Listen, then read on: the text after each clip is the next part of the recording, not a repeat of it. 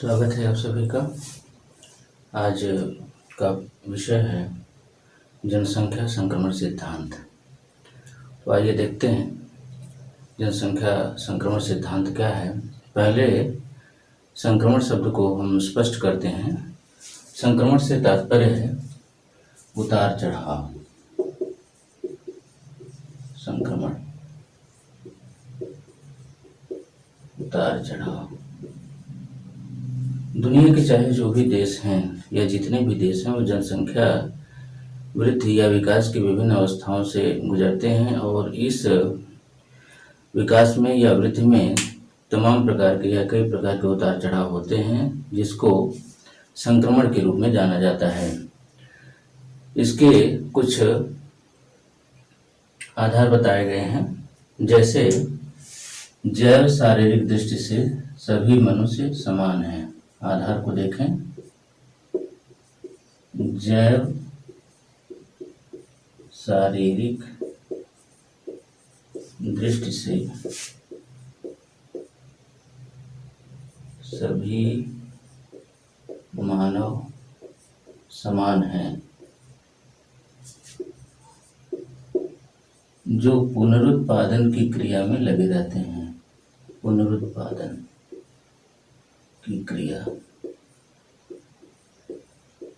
में संलग्न रहते हैं। इसका तात्पर्य यह है कि जितने भी मनुष्य हैं वो संतानोत्पत्ति से लेकर के विभिन्न प्रकार के अर्थोपार्जन की क्रियाओं में उत्तरोत्तर गतिशील होते हैं, जिनके फलस्वरूप जनसंख्या के उतार चढ़ाव पर असर पड़ता है। इसके बाद दूसरा आधार है जनसंख्या की शारीरिक व आर्थिक विभिन्नताएं।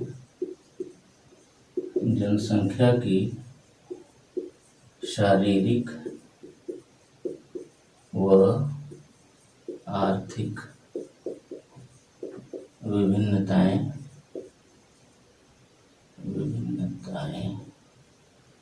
जन्म दर व मृत्यु दर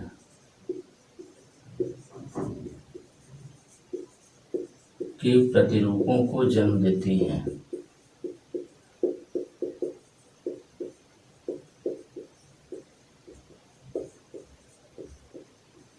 इसका तात्पर्य यह है कि मानव के अंदर या मनुष्य में मौजूद जो शारीरिक डिफरेंशिएशन है और समाज में मौजूद जो आर्थिक विभेद हैं वह कहीं न कहीं जन्म दर और मृत्यु दर के स्वरूप को परिवर्तित करने में असर डालते हैं। इसके कई उदाहरण के जरिए इसको देखा जा सकता है या समझा जा सकता है। अब आइए देखते हैं कि इस सिद्धांत का विकास किसने किया। सिद्धांत का विकास करने वाले विद्वानों के नाम इस प्रकार हैं। इनके नाम हैं C.P. ब्लेकर, W.S. Thompson,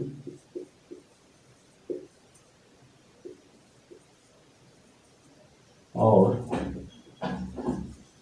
C.P. ब्लेकर, W.S. Thompson और F.W. नोटेस्टीन। इन तीनों विद्वानों ने मिलकर के जनसंख्या संक्रमण सिद्धांत या डेमोग्राफिक ट्रांजिशन थ्योरी का प्रतिपादन किया। अब आइए देखते हैं कि जनसंख्या विकास या जनसंख्या संक्रमण की कौन कौन सी अवस्थाएं बताई गई हैं। जनसंख्या संक्रमण को कुछ विद्वानों के द्वारा एक दूसरा नाम भी दिया गया है, जिसे जनसंख्या चक्र कहा जाता है। अर्थात जनसंख्या संक्रमण का दूसरा नाम है जनसंख्या चक्र। संक्रमण या जनसंख्या चक्र। जनसंख्या चक्र इसको इसलिए कहा जाता है क्योंकि जनसंख्या विकास की विभिन्न प्रकार की अवस्थाएं हैं और ये अवस्थाएं सतत क्रियाशील रहती हैं, इसलिए इसको जनसंख्या चक्र का नाम दिया गया। अब अवस्थाओं को देखें, कौन कौन सी अवस्थाओं का उल्लेख किया गया है, इसे क्रमशः हम देखेंगे। पहली अवस्था है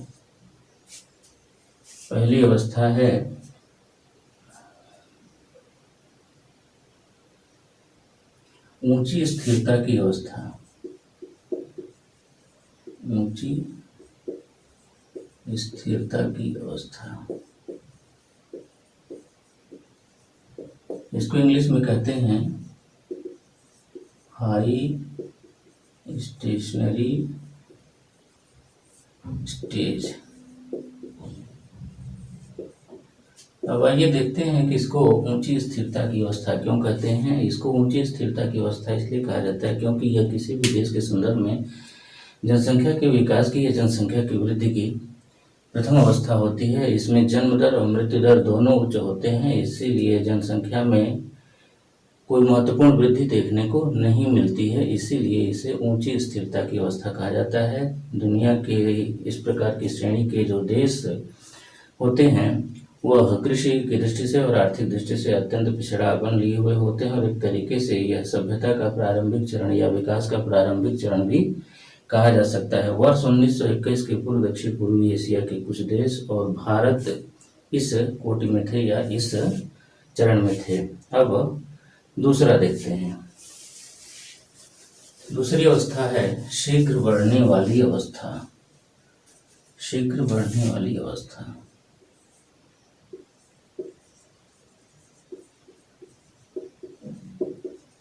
बढ़ने वाली अवस्था इंग्लिश में इसमें कहते हैं अर्ली एक्सपैंडिंग स्टेज।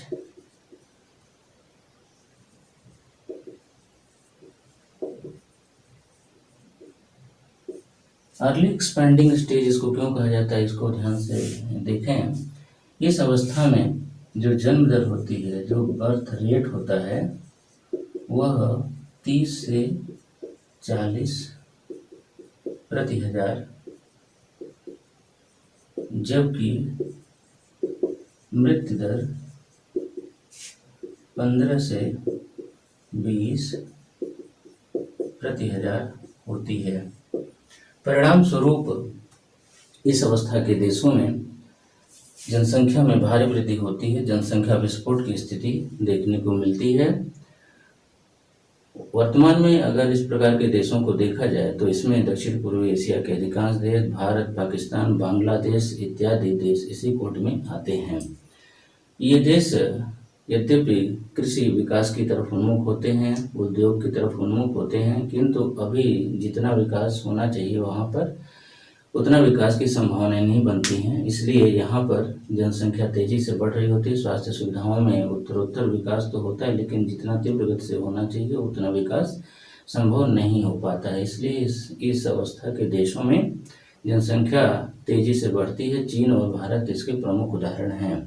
साथ ही साथ दक्षिण पूर्वी एशिया के कई देश इस कोट में शामिल हैं। इसके बाद तीसरी अवस्था है धीरे धीरे बढ़ने वाली अवस्था। धीरे धीरे बढ़ने वाली अवस्था। धीरे धीरे बढ़ने वाली अवस्था मतलब लेट एक्सपैंडिंग स्टेज। इस अवस्था में जन्म दर और मृत्यु दर दोनों गिरती हुई अवस्था में होते हैं, किंतु जन्म दर मृत्यु दर की तुलना में उच्च होती है। परिणाम स्वरूप जनसंख्या में वृद्धि जारी रहती है।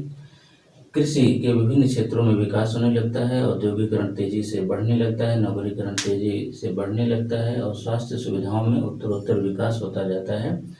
परिणाम स्वरूप यहाँ या इस प्रकार के देशों में जनसंख्या में वृद्धि होती है, किंतु धीरे धीरे होती है। वर्तमान परिदृश्य में अगर देखा जाए तो चिली, यूरुग्वे, पराग्वे, अर्जेंटीना और कैरेबियन कंट्रीज इसके अंतर्गत आते हैं। तो धीरे धीरे बढ़ने वाली अवस्था, इस अवस्था में जो जन्म दर होती है वह 20 से 30 प्रति हजार होती है। 20 से 30 प्रति हजार, जबकि मृत्यु दर 10 से 15 प्रति हजार होती है। इस प्रकार अगर अंतराल को देखें तो ये अंतराल कहीं न कहीं जनसंख्या वृद्धि की तरफ संकेत करता है, अर्थात इस अवस्था के देशों में भी जनसंख्या में धीरे धीरे वृद्धि जारी रहती है। अब इसके बाद आइए देखते हैं अगला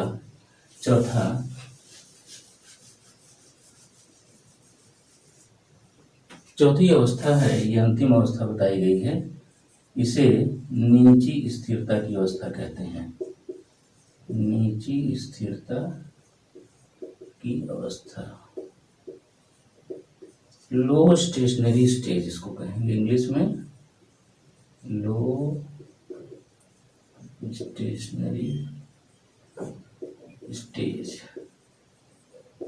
लो स्टेशनरी स्टेज इसको क्यों कहा जाता है? क्योंकि इसमें जन्म दर और मृत्यु दर दोनों में कोई बहुत विभेद नहीं होता है। जन्म दर और मृत्यु दर लगभग समान होते हैं और दुनिया के कुछ देश तो इस श्रेणी में आ चुके होते हैं जहां पर जन्म दर मृत्यु दर से भी नीचे जाने लगती है। फलस्वरूप इस प्रकार के देशों में जनसंख्या संकट की स्थिति उत्पन्न होने लगती है और इस श्रेणी के राष्ट्र जनसंख्या की वृद्धि हेतु तरह तरह के प्रलोभन या तरह तरह के लालच नागरिकों को देते जाते हैं ताकि जनसंख्या संकट की स्थिति से बचा जा सके। इटली, फ्रांस, जर्मनी आदि इस श्रेणी के कुछ देश हैं। रशिया के कुछ हिस्से भी बीच में काफ़ी चर्चा में थे, जहां रशियन गवर्नमेंट या रशियन प्रशासन जनसंख्या वृद्धि के लिए तरह तरह के उपाय लोगों में घोषित करता हुआ प्रतीत हो रहा था।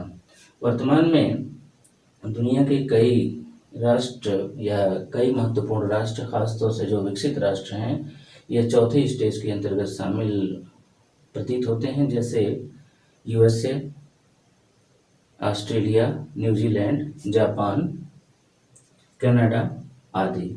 इन देशों में परिवार नियोजन के साधनों का व्यापक प्रचार प्रसार किया जाता है और ख़ासतौर से कुछ देशों में नागरिकों का रुझान इस प्रकार होता है कि ये लोग शादी जैसी परंपराओं में, शादी जैसी मान्यताओं में विश्वास नहीं रखते हैं। फलस्वरूप शादी के बंधन में न बनने के कारण यहाँ जन्म दर काफ़ी प्रभावित अवस्था में देखने को मिलती है।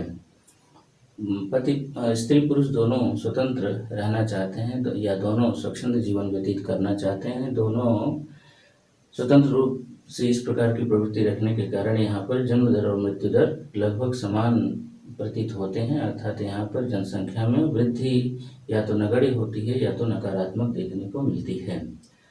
तो इस प्रकार से 4 अवस्थाओं का उल्लेख किया गया। अब आरेख को देखें, आरेख के माध्यम से इस बात को स्पष्ट करने का प्रयास किया गया है।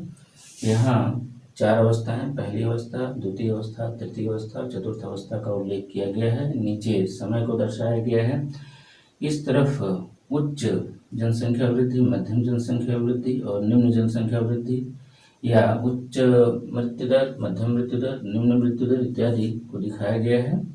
यहाँ पहली स्टेज को देखें। पहली स्टेज में 2 तरह के कर्व या संपूर्ण आरेख में 2 तरह के कर्व का इस्तेमाल किया गया है। जो रेगुलर कर्व है उसके माध्यम से जन्म दर और जो खंडित कर्व है उसके माध्यम से मृत्यु दर को दर्शाया गया है। पहली अवस्था में देखें, जितना जन्म दर है उतनी ही मृत्यु दर है, अर्थात इस अवस्था में जनसंख्या में कोई विशेष वृद्धि नहीं देखने को मिलती है।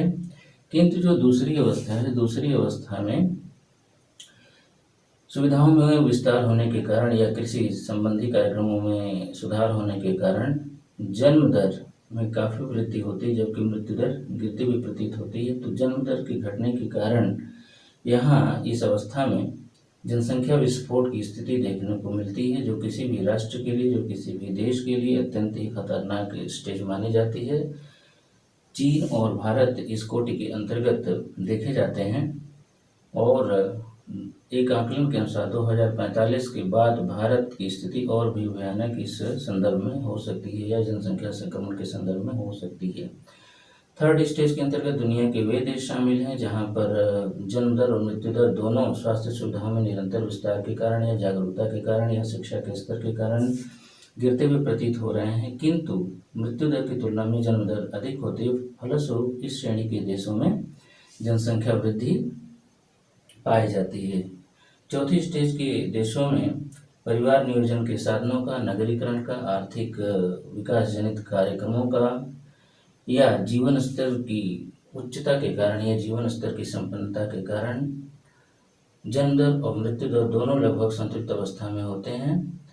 फलस्वरूप इसमें नगण्य वृद्धि या नकारात्मक वृद्धि दुनिया के कुछ देशों में देखे जाते हैं। इस प्रकार से जनसंख्या संक्रमण के माध्यम से दुनिया के विभिन्न देशों की 4 अवस्थाओं का उल्लेख किया गया, अर्थात दुनिया के जो विभिन्न देश हैं वह इन अवस्थाओं में से किसी न किसी अवस्था में अवश्य होते हैं। कोई प्रथम स्टेज में वर्तमान में भी हो सकता है, सेकंड स्टेज में भी हो सकता है, थर्ड में भी हो सकता है, फोर्थ स्टेज में भी हो सकता है। इस प्रकार जनसंख्या संक्रमण सिद्धांत में इन्हीं बातों को स्पष्ट करने का प्रयास किया गया। धन्यवाद।